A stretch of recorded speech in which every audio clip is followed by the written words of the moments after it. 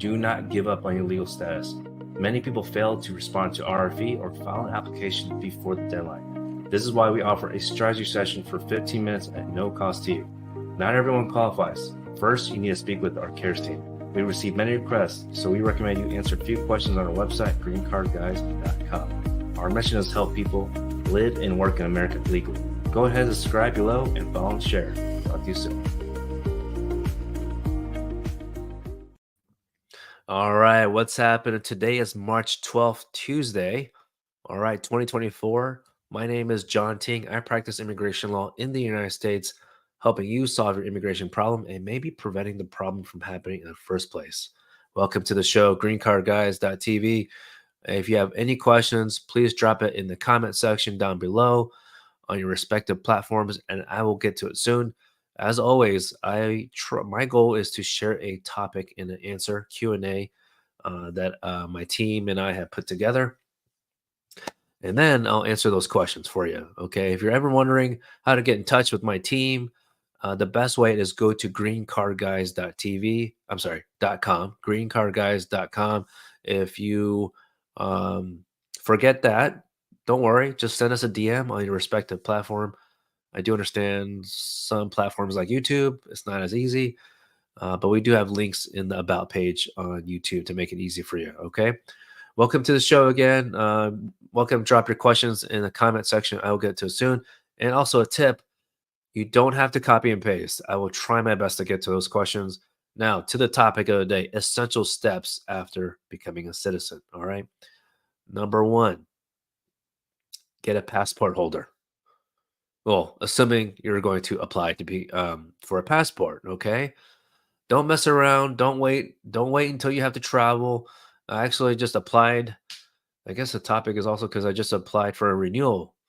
And it turns out I'm going out of the country end of next month. And so my wife is not happy. So we gotta pay for expedited. Allegedly, expedited is 2 to 3 weeks. But fortunately, my trip is a little longer than that. A little more out than 2 or 3 weeks. Now, the second thing, I know it sounds silly, but just some practical things, okay, folks, because you don't want to lose your certificate of naturalization or your certificate of citizenship because that's going to cost more. All right. It's going to cost more. Right now, it's like $725. It's just something you're like, do I really need to pay that much for something like that? And I don't think you need a lawyer for the, certificate of citizenship, but we're happy to help you if you need it. So, because some people lose it, and I feel bad for y'all. And you might wonder, like, which one do you need to apply for? If you're already a citizen and you lost it, it's the certificate of citizenship. Okay, N600. They have considering how many different types of form for pretty much the same thing. They should make it faster, but it's not a rubber stamp situation, okay? It's not that quick, and they're not gonna turn around, you apply tomorrow, you're not gonna get it next week. It takes several months. It's ridiculous. So, that's why the topic of the day is essential steps after you become a U.S. citizen. It's just a bit more logistical, practical. But the other one, okay, tip number 3, well, okay, well, I guess, yeah, practical tip number 3 is to scan your certificate. You need to do that, all right? Because again, you don't want to lose it. At least when you scan it into the cloud folder or take a picture, whatever it is. I mean, I recommend scanning it properly. Then at least you have a copy, okay? And okay, but tip number 4. All right, then I'll get to your questions. Tip number 4 is you need to start applying for your family members, okay? And let me share the visa bulletin because that gives a pretty good list every time. I can share it on YouTube and Facebook at least. Let me share my screen. All right, there we go. So you can see here, when you're a U.S. citizen, you can apply for your unmarried son or daughter, okay? Whether that person is older than 21 or not, all right? Who's unmarried. Now, if they're married, then that would be F3 category, all right? And then You can also, as a U.S. citizen, you can also sponsor your brother or sister. All right, so those are the three main categories in the family preference situation. Now, there's something called immediate relative that makes it faster. All right, family preference, you got to wait many more years. And, I have a video on YouTube at least that explains it. But you can see this whole chart here on YouTube and Facebook. Um, that this basically, these are priority dates, and you got to wait until your priority date until you can take the next step. Sorry, on TikTok, you can't see this. Um, but also, other types of relationship that you want to sponsor for, it could be a spouse who's undocumented or here on some kind of non-immigrant visa. It could be your child that's under 21. Okay. It could be your not just child, but it could be your stepchild, as long as the marriage relationship of that the with the biological parent of the child happened before they were 18 years old. That's a key fact that many people don't know. So even though because some people say like, oh well, this the kid's only 20, can we still file? But when did that marriage relationship happen?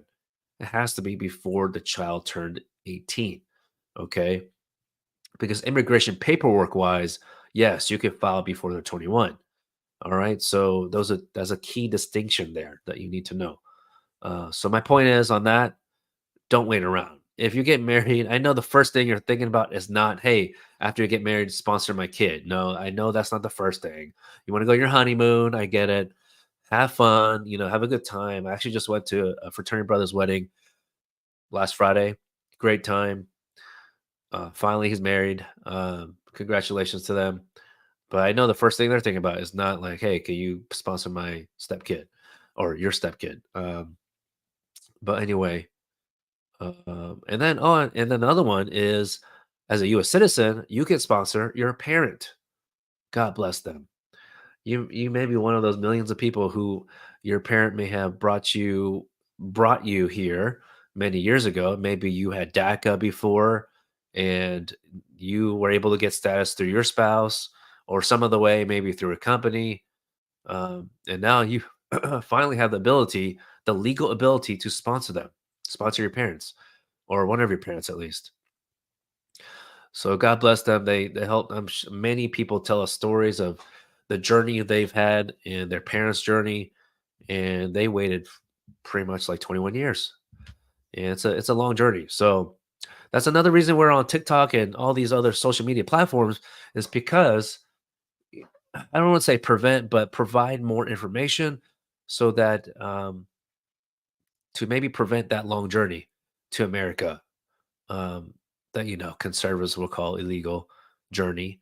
Um, but we know that we understand with Team Law Group that there's many different stories, many different situations that people do have to come to America or trying to find a better life for themselves. We completely understand. We're just trying to help you work and live in America legally. That's our goal. That's our mission. Okay.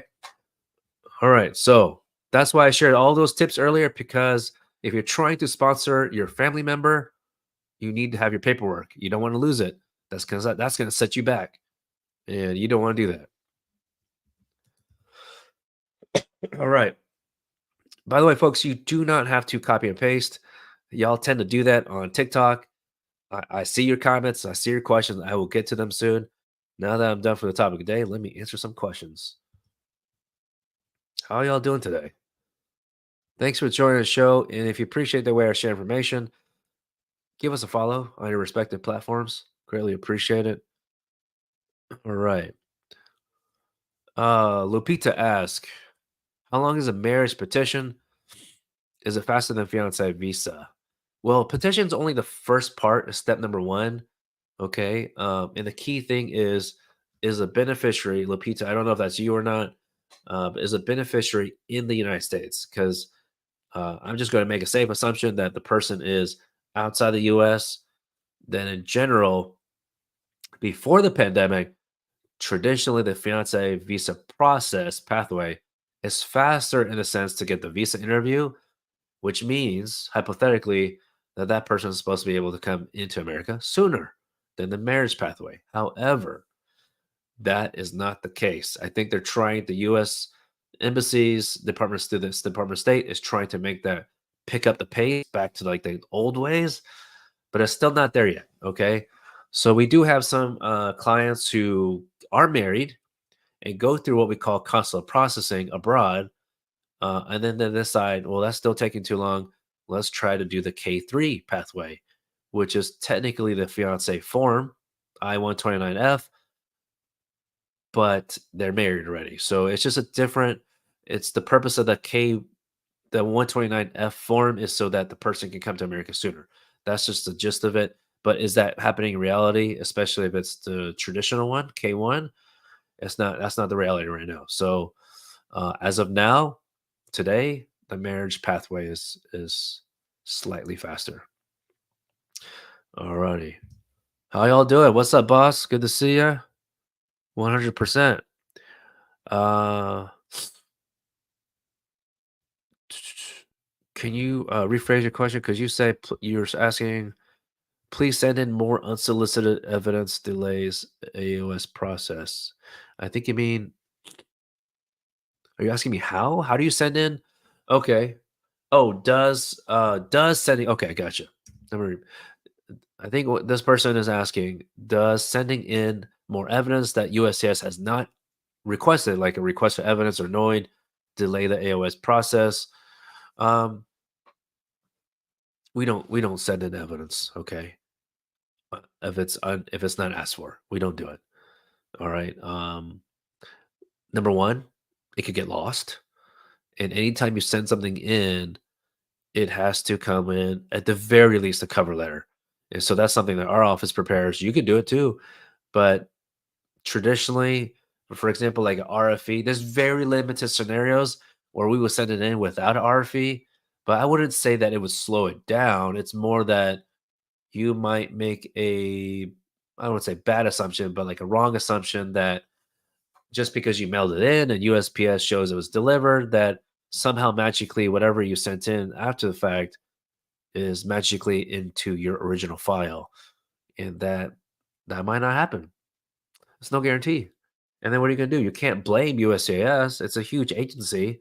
You're talking about US world superpower agency, and you think they got their shit together to like magically put your files together? I don't no. We don't trust that system. I mean, let me give you way by of example. Every case we mail in a representation form. They call it we call it G28 form. It's like 4 pages. Even those 4 pages really could just be 1 page. But but anyway, they like to waste paper. So in very few cases, USCIS will mail a receipt notice only to the applicant, to the client, and we tell the client, "Hey, we haven't received it," which usually we get the notice like the same day or one day after.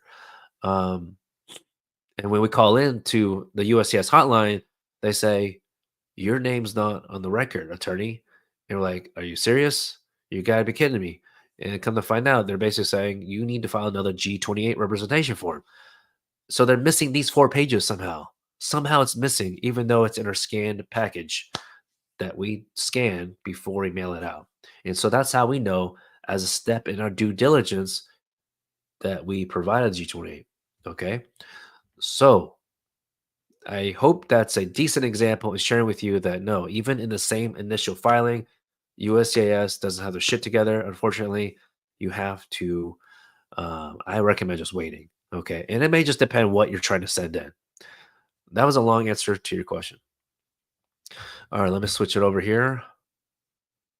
Hey, Roots and Routes, good to see you. It's been a minute. Yeah. It has been a while for me too. Welcome back, folks. Roots and Routes, you asked or you're sharing.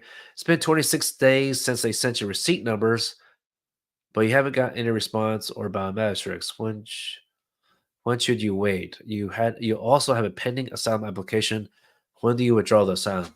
So to your first question, I I suspect if you had to renew, if you end up renewing your work permit, for example, within the last 18 months, on this new AOS application package you sent in recently, well, not recently. I know it's been a few months for you.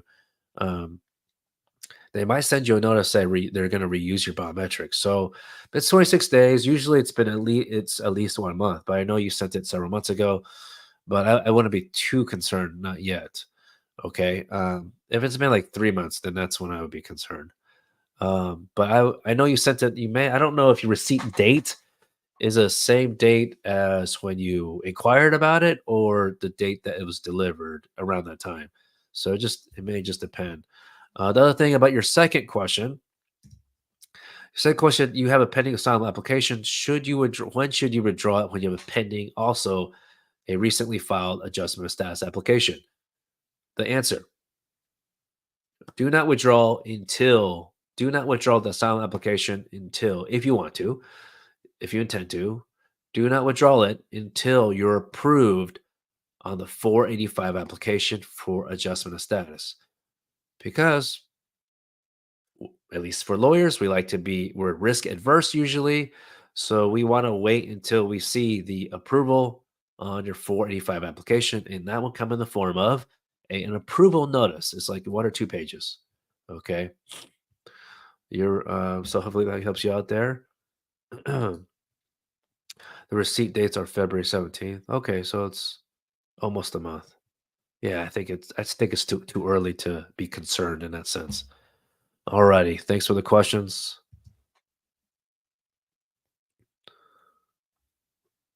All right, welcome to the show. Um, Cecilia Monama, can you apply for a fee waiver for marriage-based green card? Um,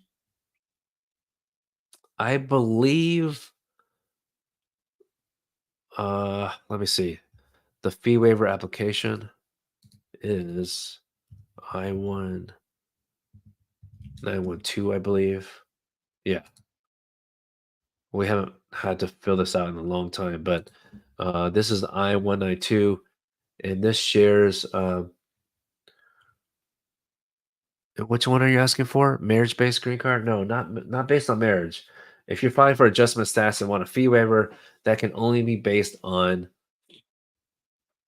certain specific adjustment acts like the Cuban, Haitian.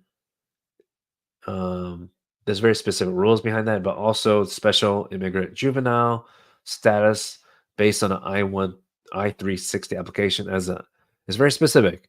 It's not just any one under the I-360, but as an Afghan or Iraqi interpreter or Afghan or Iraqi national employed by or on behalf of the US government.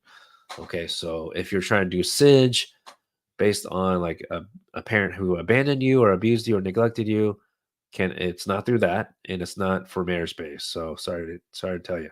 But there are other applications that someone could apply for a fee waiver. Okay. Let's see here. And it's not automatic. You got to provide them some proof.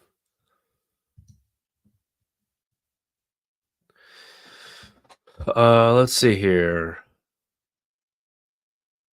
Ice Master. Ice Master Dice 44 on TikTok. Your fiance is coming in on Friday. All right, that's coming soon. You want to know what is the process after you marry her? What do you do? Well, first, most states, I think, other than like Las Vegas, Nevada, you have to wait. You have a waiting period. I think in Texas, 72 hours. But after that, we recommend you get a joint bank account, whether you have your fiance join your account or just create a completely new account. Now, I am not here to promote any specific bank, but some banks are very particular. They're not going to allow, if a person doesn't have like a security number or certain identification, they might not allow your fiance to open a bank account in general. So I believe, again, I'm not sponsoring, I've not been paid to say this. I believe Wells Fargo is a bit easier. If you know, Wells Fargo has been in the news the last like 5, 10 years about fines because they love creating bank accounts without you knowing it. This kind of makes sense that Wells Fargo is a bit flexible, but it has worked for some of our clients. I believe they've been able to do it with Chase too, but I know some people told me that some Chase branches give them a hard time. Um, but yeah, those are the first couple things I would do, and also answer our form if you need some assistance. Okay, on the website, or just send us a DM. All right, let's see here. Y'all have a lot of questions. Thank you so much. Of course, Ice Master Dice 44. There's a lot more to it, but that's the first few things that come to mind. And if you are, and is she entering on a fiance visa, K1, or is it you mean just she's entering on a visitor visa? That's a whole set of things that we need to talk about separately as well.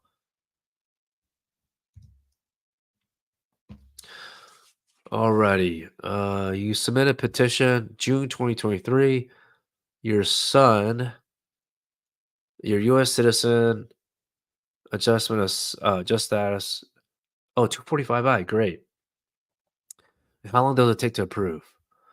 Um, 245I is great that you have that. So if some people don't know, if you had a petition that was filed on your behalf, does not have to be approved, uh, and that was filed before April 30th, 2001. I know it's a heck of a long time ago, but there's actually a lot of people that have had that situation. The purpose of that, okay, it's like what we call a golden ticket, is to prevent someone from having to leave the United States for the visa interview. That can be done here if there's going to be an interview. All right. So, and how long does it take to approve? Okay. So I would say generally these days with adjustment of status, average 12 months, but when it's marriage specific, they tend to be shorter these days. Okay. That could change in a couple months. I don't know. I don't know if the fee increase on April 1st is going to change anything in the process. I don't think so, but you never know when the government could change it. And I'll certainly update you. Okay. But the general trend right now is that cases are taking 6 months, like 3 to 6 months for marriage based cases. So for you, I'm not sure if that's what you have, marriage based. All right, let's see here.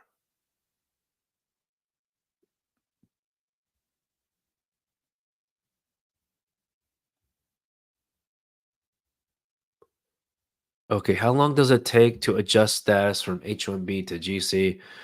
Uh, that's a long-winded. That requires a long-winded answer. But I can tell you, it depends on the short answer is it depends on your country of nationality. For perm or EB, it takes in general, just for the EB process, minimum 2 years. The one of the agencies that's involved with this is the Department of Labor, and they take a hell of a long time. Not many law firms sue the Department of Labor for this quite yet. I think there'll be more and more lawsuits eventually because the Department of Labor, from my understanding, there's no rhyme or reason why a certain step takes like 8 months. It's ridiculous. Um, so I'll try to save my rant for a different time. But other than that, like if you're from India or China, it takes even more years for the visa to show up, be available in that sense because there's just there's limited visas per year, per fiscal year. Alrighty, which that reminds me, I'm gonna do a webinar version to go more in depth for with like some of these kind of questions, because it's just difficult to answer in like a short snippet. So if you're interested in that, please let me know in the comments. Yes, webinar, you want to learn more, well, it probably won't be on these specific platforms. They're not going to like it, but it's easier to engage with y'all on my own webinar software. So if you're interested, click yes, or especially if you're on TikTok, please send us a DM so we know the interest level and we'll send you an email like when those dates could be. Um, I also need to know your specific question, what topic you're interested to learn about. All right, let me scroll up and down. Okay, here we go. Okay, you went for 725. I think you mean 751 interview and N400, and she canceled the N400 but asked you for RFE. Do you have a follow-up comment? You got RFE. Okay, great. So if you need some assistance or a lead, be pointed in the right direction on what to do, send us a DM, okay? but I don't know what your question is. She canceled the N400. Yeah, that's because, well, if you're wondering why, it's because I'm pretty sure this is the reason why. Is because since you're in there for the 71 interview as well, they want to have more evidence of your marriage. And that's my default thinking without looking at your paperwork. And that's why they can't even proceed on the N400. Okay. Fortunately, knock on wood, for us, for our own cases, that where we help with the 751 and N400 at the same time, we haven't had anyone ask for additional marriage evidence. So, but I suspect that's what's going on in your situation. All right, back to YouTube. All right, roots and routes. What's up, brother? Okay, you're welcome. Your question is, can your wife petition for your children that are back in Uganda? If yes, what forms does she file? Well, the first thing is the I-130, but I think your wife is the citizen, right? Because I think you may have said that she's filing for you. Yeah, your children. Yeah, good thing I mentioned it earlier in the show then. Yeah, so if your children are under 21 right now, I know you both are married now, obviously, because you filed your AOS package, then yes. It, number one, I think you're in the US, so it when when she's a citizen, then it has to be separate forms. It can't be together. Plus you're in the US, so it's like two separate reasons why you had to file separately. Okay, yeah, your children are under 21. Um, yeah, so ask your wife to kindly ask your wife to file two separate petitions for each child. It's unfortunately it's not just one. USCIS, they love your money. Okay, they want your money. So if you're wondering why is it two separate forms, even differently from you, Congress does not fund USCIS. So USCIS depends on your application fees, the I-130 application. Okay, alrighty. All right, wish you the best on that. Alrighty, let's see. Back to TikTok. Thanks so much for your patience. I have a lot of questions here. Thanks for your trust. Let me see. And by the way, I realized that I'm not able to answer everyone's question. Just not humanly possible. I wish I was fast. I thought I was, but I've been slowing down because I've been coughing. It's getting a little better. So on that note, shoot, I was supposed to meet a team member soon.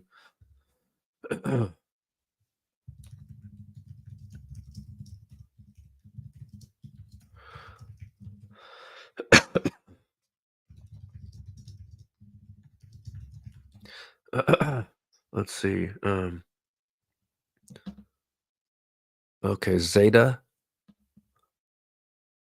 RFE since January. Didn't hear from them. Um, I'm presuming that you sent it back already.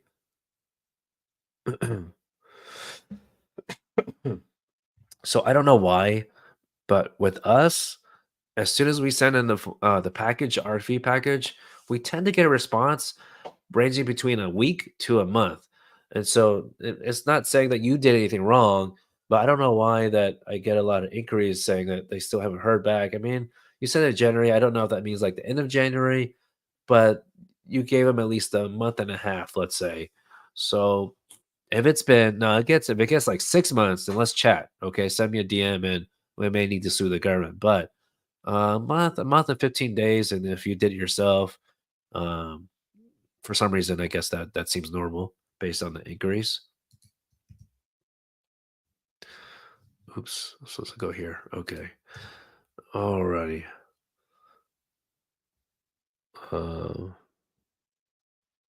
Uh, yes, routes and routes.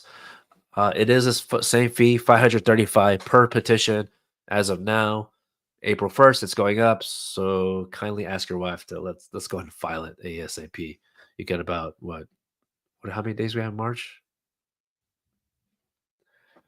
I don't know. I lost track. Is it 30 days?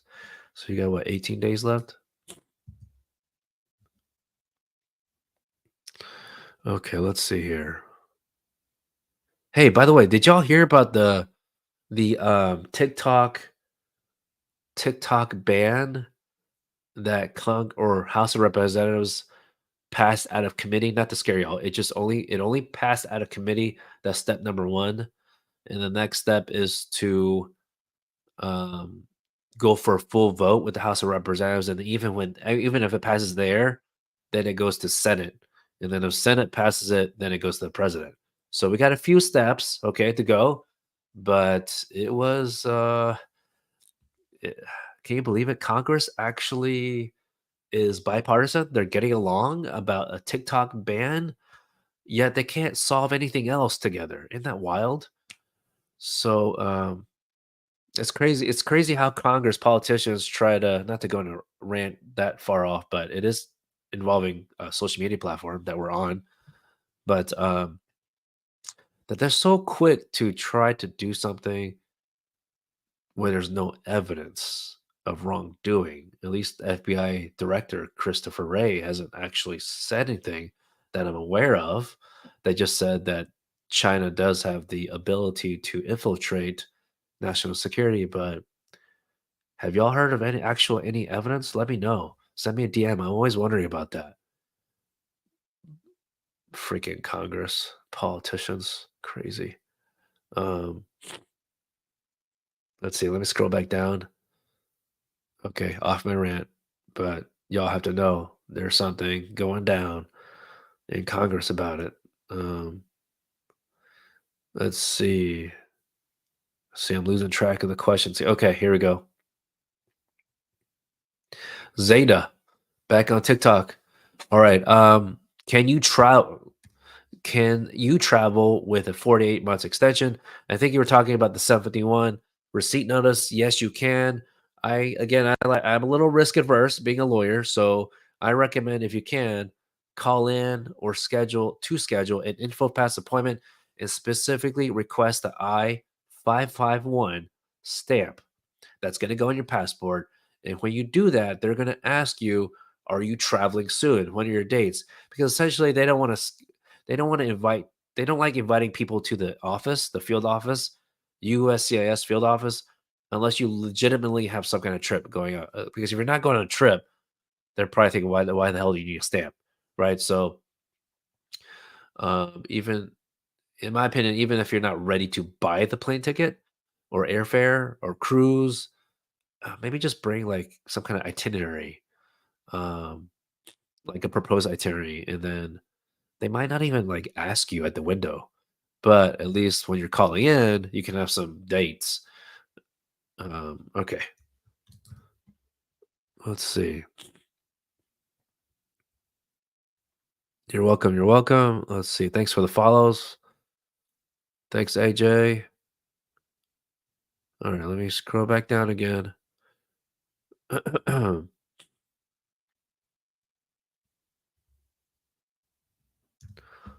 All right, T Gold on TikTok. Can you file for your siblings in Nigeria with a green card, or do you have to become a U.S. citizen? You have to be a U.S. citizen. So as soon as you're eligible, if you then you need to apply for your siblings as soon as possible. And I think you know this. You can't on TikTok. You can't see my screen, but ooh, let's say you become a citizen. I'll explain that as well. But their priority date, they're working on cases. The embassies is constantly working on cases that have priority date. Priority date is roughly about the same day someone files the petition, the receipt date. Sometimes a little off, but it's generally about almost the same. June 2007, if you're not from China, India, Mexico, or Philippines. June 2007. Get this, for people from Mexico, they're working cases from October 2000. That's roughly 24 years. That's a long freaking wait time. Other than that, June 2007. Okay. Um, now, when can you become a U.S. citizen? Number one, it depends. Did you get residency, become a resident through a marriage pathway? If you did, then it's 3 years. All right. If you did it and it was not through non-marriage pathway, that's okay. But to become a citizen, it's 5 years. Why do have they have a difference? I have no freaking clue. I don't know why it's like they incentivize people getting married or something. Go figure. But yet they're so strict on the application for some people. Not everyone, but for some people. Um, Yeah, interesting. But with that being said, 3-year mark or the 5-year mark, you can file a little sooner than that within a 3-month window. So 90 days before the 3-year mark or the 5-year mark. It's interesting. I remember many years ago, an officer actually questioned that. And I was like, it's in the policy manual. He questioned why we file so early. I was like, we file within the 90 days, and that's allowed in the policy manual. So sometimes we have to gut check the officer professionally, uh, explaining the policy manual because sometimes no, them folks are rookies. They don't know. Alrighty. Okay. Thank you so much for the questions. I will I'm not sure if I'm gonna be back on tomorrow. It's my wife's birthday, and she doesn't know sometimes you're gonna have lunch or not. Just depends on the schedule. So I don't know if I'll be on, but stay tuned, okay, folks. Um, let's see. Let me answer. I'll try to answer two more questions for y'all.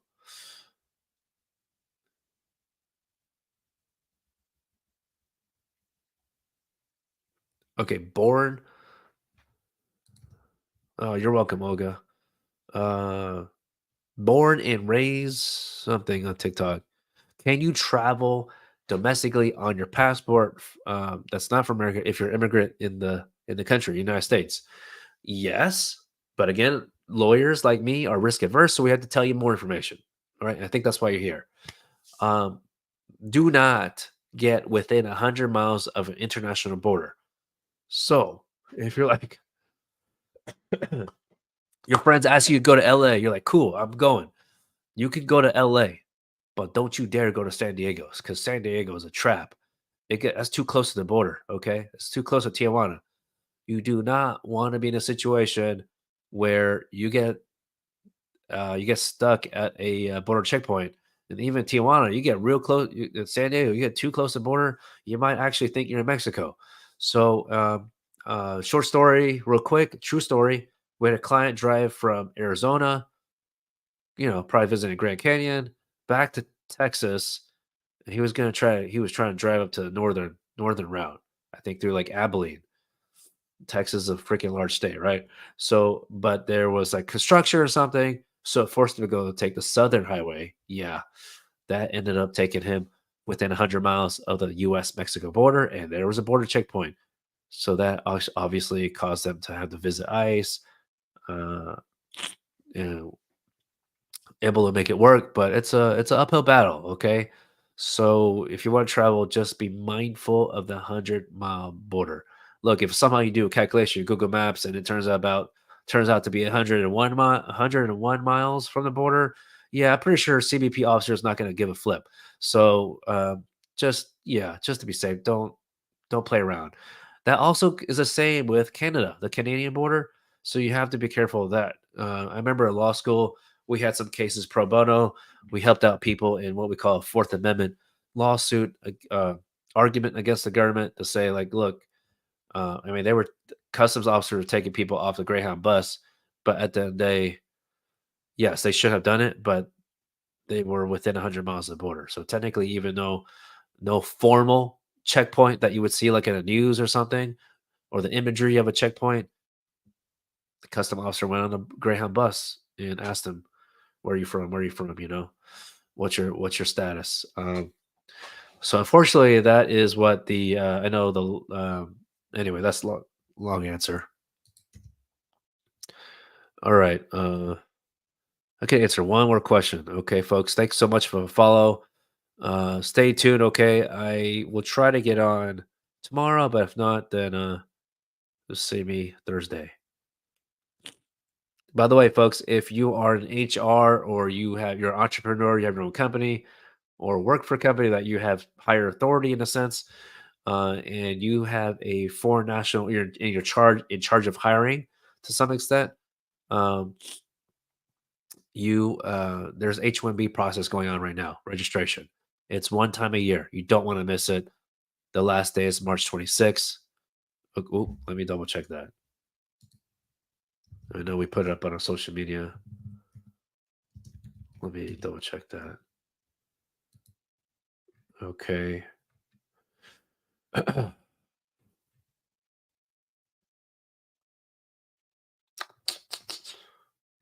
Uh, but either way, you need to contact us as soon as possible if you got a candidate that maybe has OPT, CPT right now, and they're about to graduate in May, or maybe they already graduated. Contact us, okay?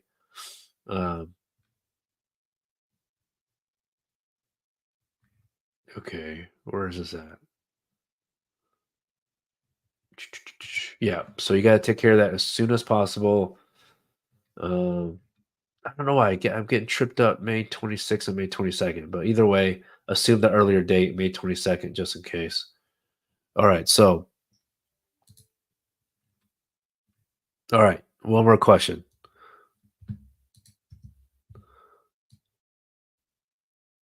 Ray Patel on Facebook. I think I just answered your question on TikTok, unless that was someone else, but that was the same question answer. All right, that seems to be a popular question these days. Ivanka Ivanka Ripley on TikTok. You filed N400 online. Congratulations for you got for your interview. Do you have to bring every single piece of evidence? No, you don't. You don't have to bring everything that you uploaded or filed online. However, there's very specific items that they do ask you to bring to the interview. For example, like your residency resident card. Okay, um, but they'll tell you. They'll mention it in the interview notice as well. Okay, which by the way, some people ask this, but they do not waive the N400 interview. Go figure, because you have to take like, a test, a quiz, I guess you could say, civics test. I don't mean to do the quotation on civics. It is very important. Okay, President Trump tried to increase it from 10 questions to 20. But look, folks, don't get scared. Out of those 10 questions, six. You only need to get six correct. That's 60%. In America, I think passing, at least when I was in school, 70% is passing in America in school, but 60% is all you need on this test. Okay. So, and if you don't make it, if you get five or less, it's okay. um, it's okay. They'll let you come back again for free. They're not going to charge you extra to come back one more time. But that doesn't mean it's like next week. You're going to have a little more time to prepare. Um, so keep that in mind. Okay. Don't freak out about it. You're gonna be okay. Now I have to get to a team meeting. Um, if I didn't answer your question or you didn't hear my answer the first time, you got to come back. Okay, appreciate it. I will try to come back live tomorrow, but it's my wife's birthday, so probably not. I'll be back definitely for sure Thursday. Alrighty, y'all have a good one. Appreciate it, and y'all stay safe. Take care.